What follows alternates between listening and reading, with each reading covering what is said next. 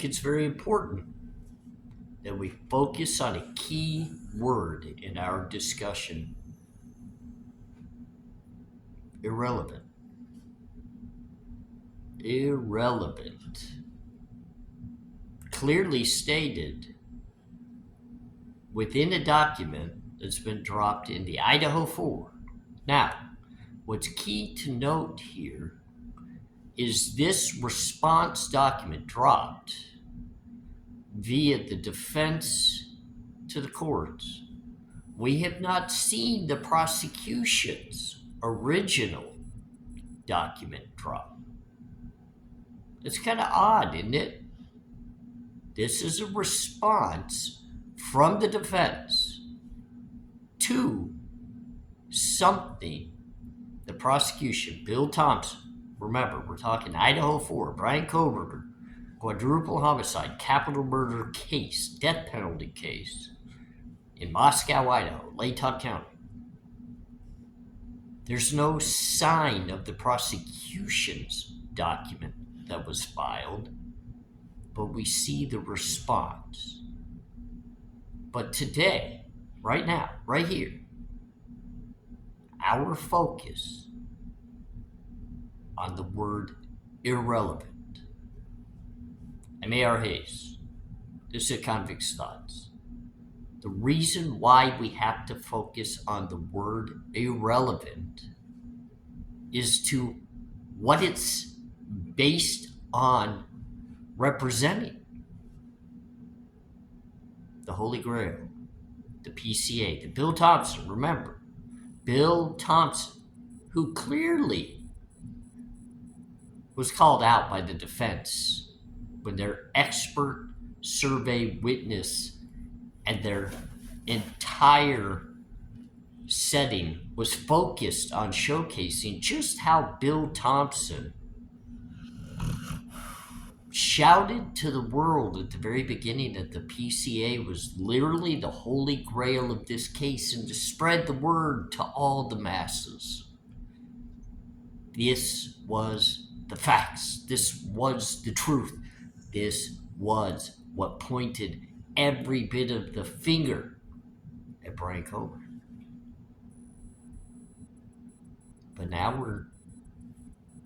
am I to get this right? We're supposed to believe that this very PCA that was all so important that we should all spread the word, which many did, including the mainstream media, getting into people's minds.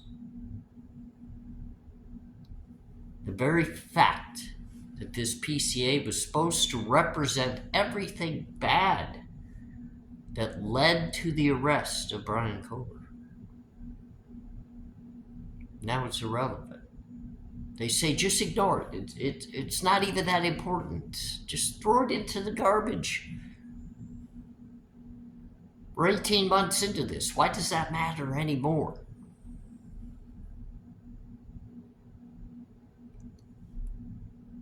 Let's all take a deep breath for a minute and just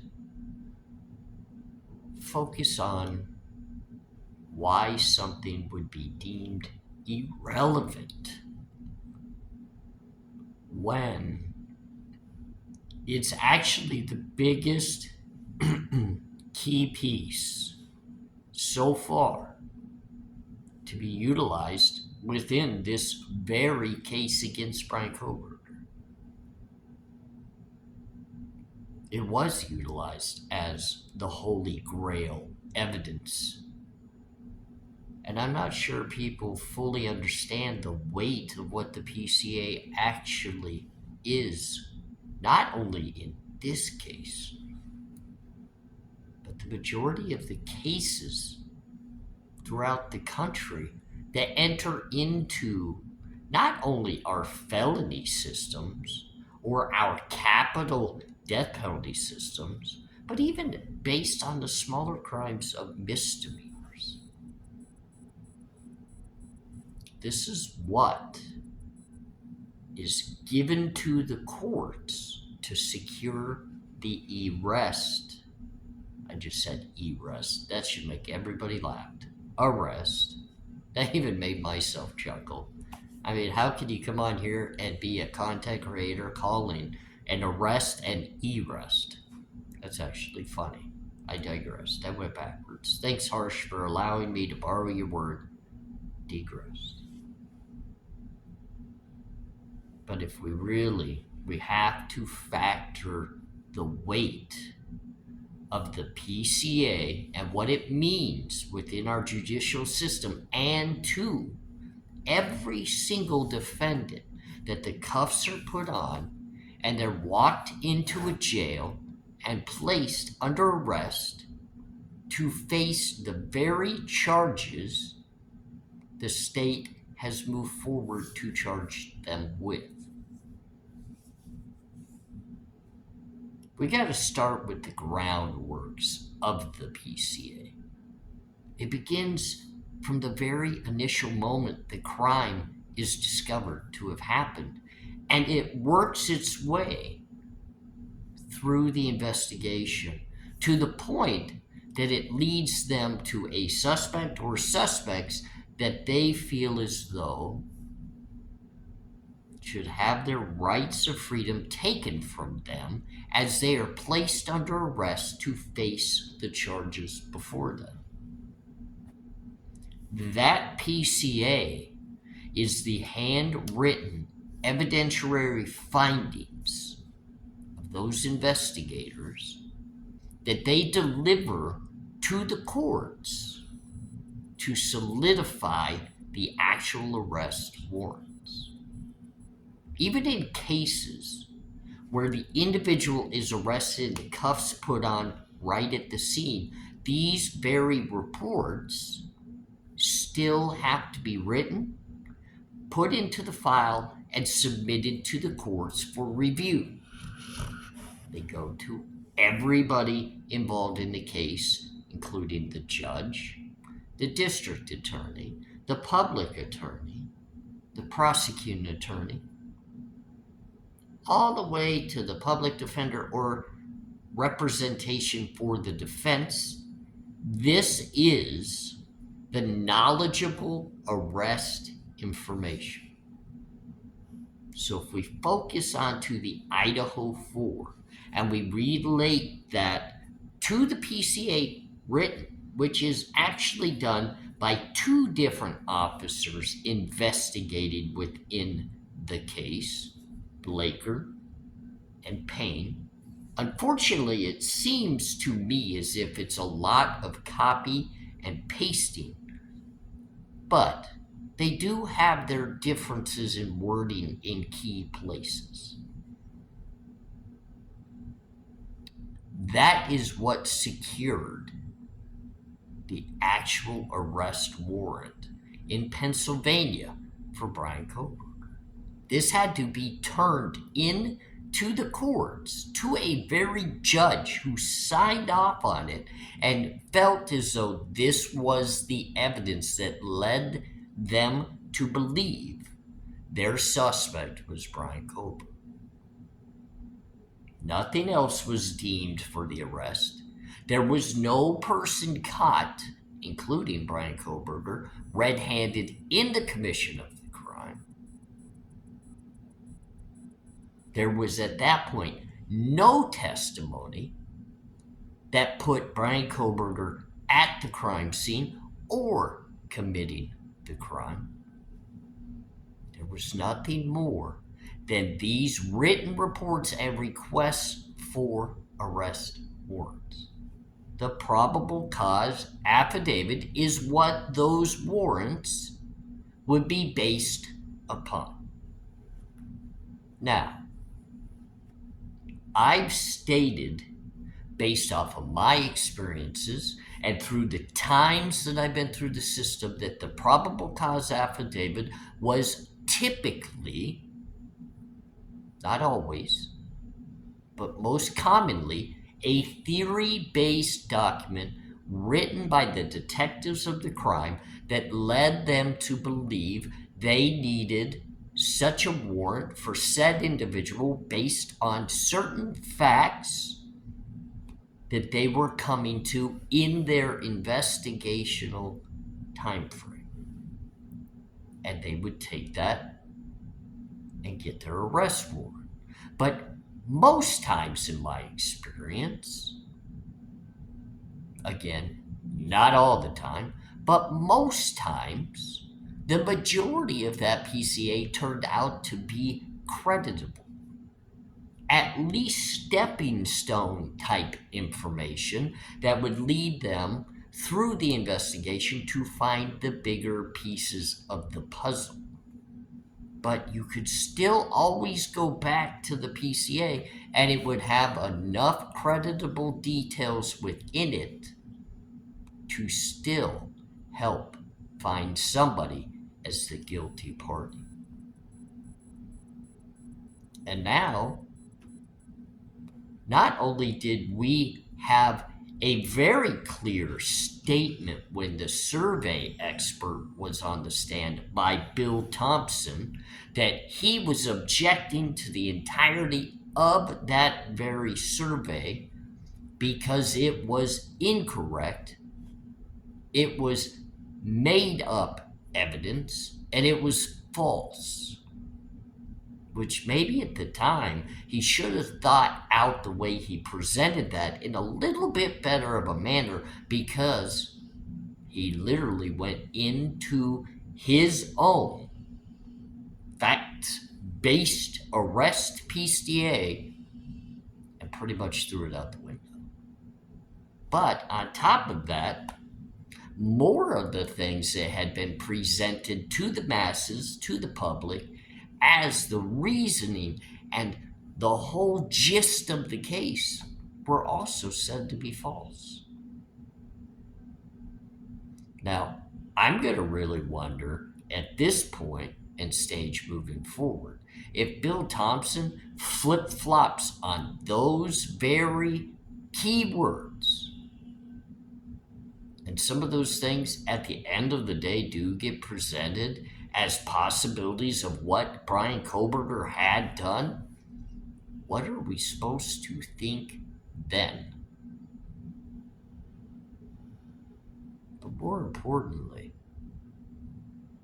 we're at a time frame within this case where a man is sitting in a jail cell fighting for his life as he faces the death penalty, and the very key factors that led to his arrest have been now deemed unnecessary, irrelevant. They mean nothing. They shouldn't even be pondered on anymore. They should just be thrown out the window. Yet that's how you secured your arrest warrant. So, at this point, shall we just kind of shake our heads and say, we find irrelevancy? We find your arrest warrant to be irrelevant.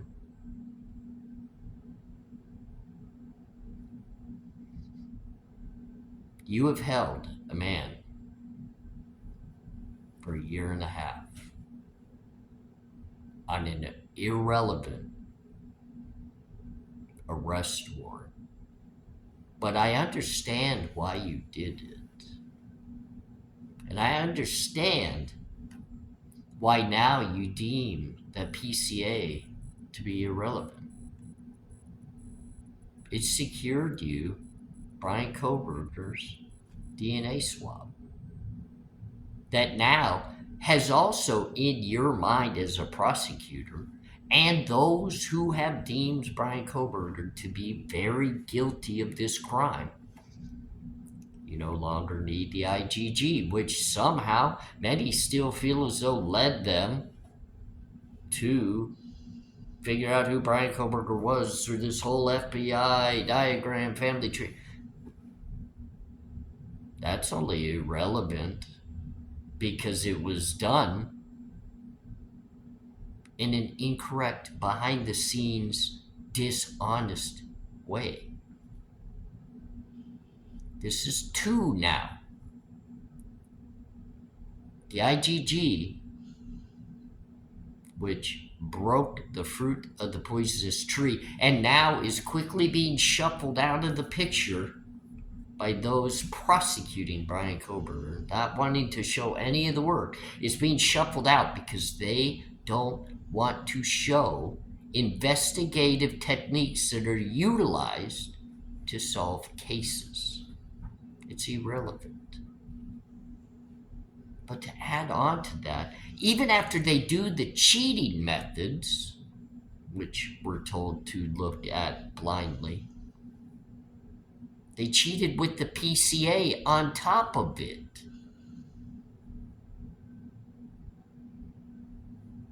They secured a false arrest. I don't care that everybody in their mind says they got the right guy. It's him. He did it. Okay. If you want to deem it to be such, which many have, I can't disprove that he did it. I can't say he did not because I don't have the full gamut of information. So I can't boldly come out here and give you every factual bit of information that would prove innocence. But I hate to say it, with everything that we're seeing transpiring, and it's all in the darkness behind the scenes and in closed type quarters, because remember, the entirety of this is gagged, sealed, redacted, no proof of anything, and now we're being told the key things that we're all supposed to rely on. The key factors that the law enforcement, the protectors of our communities, the protectors of our rights, the protectors of us as people, those very things are irrelevant. Irrelevant. We could cast all of that to the side. Why? Because they got the arrest. This is a second injustice. And I know people will slap me on the hand, shake their head, and say, he's guilty, he's guilty, he's guilty. And why didn't you just take the proper steps to prove it? Why not just take a deep breath? You let him run around for a month. You let him casually live his life. And like Nancy Grace would love to showcase to everybody the whole gloves. He wore gloves after the fact. He must be guilty. I wear gloves to the grocery store every time I go.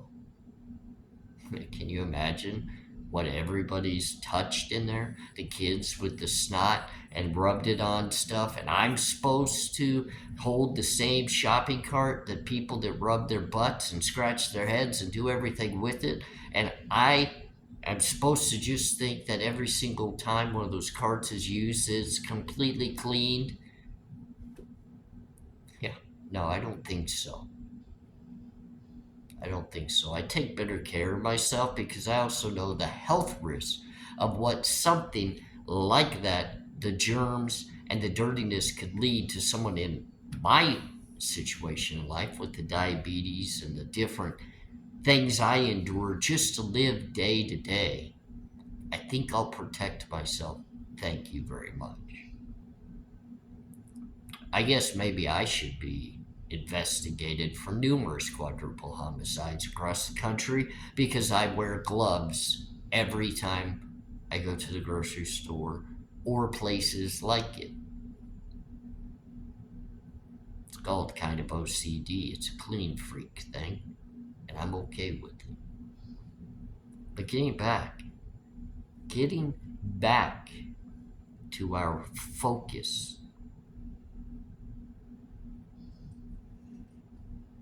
All of the hard work that goes into investigations can be thrown out the window in a heartbeat.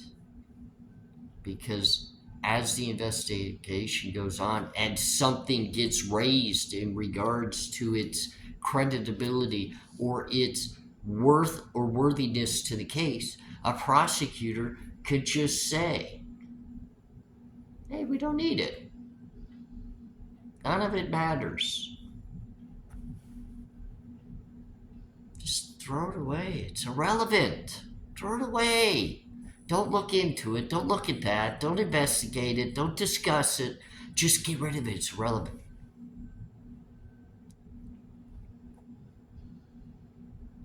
What if it were you that just woke up to a bang on your front door and they threw the cuffs on you and took you down to the station and you said, "What am I being arrested for?" And they said, "Murder." You're being arrested for murder. Of who? Of why? Don't worry. We wrote this really good PCA with all of these irrelevant facts against you to secure your arrest. And we're going to hold you for the next 2 years waiting for trial while we investigate to see if we literally have evidence against you or not. We know the 72-hour hold period that we're allowed to detain you while we investigate and interrogate you isn't quite going to be enough for us to get the information that we need against you to take you to trial. So what we're going to do is we're going to write a PCA with non-factual information that we can get in front of a judge to have her sign off on it. And 1.5 years down the road from now, as we're in the battles of you wanting discovery and wanting the evidence against you that we can't provide because we don't have it, we're going to fight all of this by just clearly stating that PCA that got your arrest warrant is irrelevant. Everything about your case is irrelevant.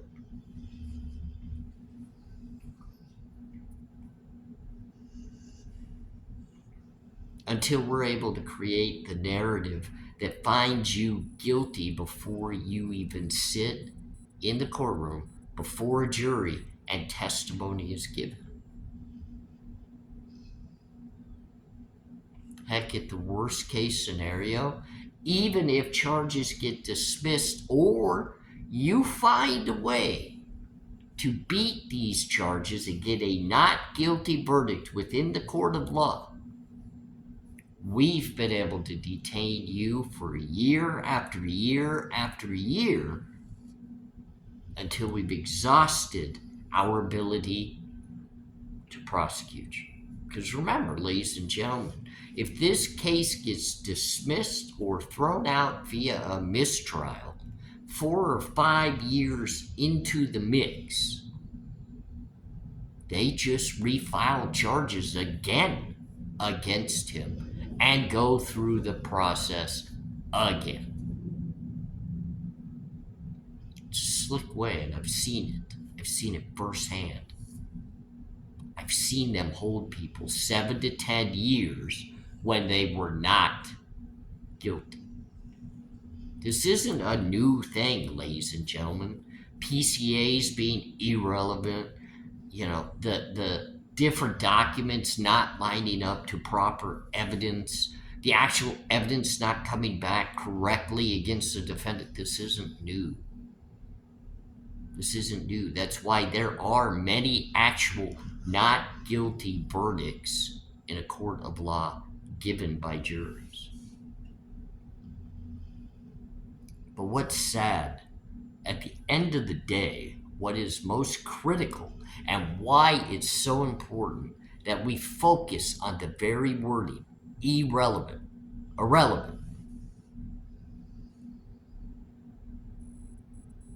That's where our justice system has become irrelevant. And it starts from the very beginning of the investigation and the steps that are taken through and beyond the entirety of the investigation, to the arrest warrants being issued, to the initial appearances within the courtroom, the bypassing of a preliminary hearing to get a grand jury indictment in secrecy because you want to keep everything about the case secret. And now we have a very case like the Idaho 4 that just plops right in front of all of us. And I know just within my gut feeling that Moscow, Idaho, Latah County never, ever thought this case would get the attention that it does. And now they're backspinning because they did things out of order and incorrectly. And it's not falling into place day by day to be able to convict Brian Koberger in a smooth, transitional way. Because guess what? The entirety of the way they handled everything, including the investigation, is becoming irrelevant. At the end of the day, a man's life could possibly be ruined entirely. I gotta shake my head because I actually, in my heart, feel the pain for the victims' families because the way this is all going, that very word utilized by your state prosecutors, your law enforcement, your protectors of our communities, the word was used by your Holy Grail in regards to its PCA arrest affidavit. Now it's people out there that want the true and real justice, that want to find the truth that so many have put down so negatively, that are keeping Xana, Ethan, Maddie, and Kaylee, and all of their loved ones relevant. I'm ARHayes. To Convict's Thoughts. Appreciate you for joining me. Talk to you again soon.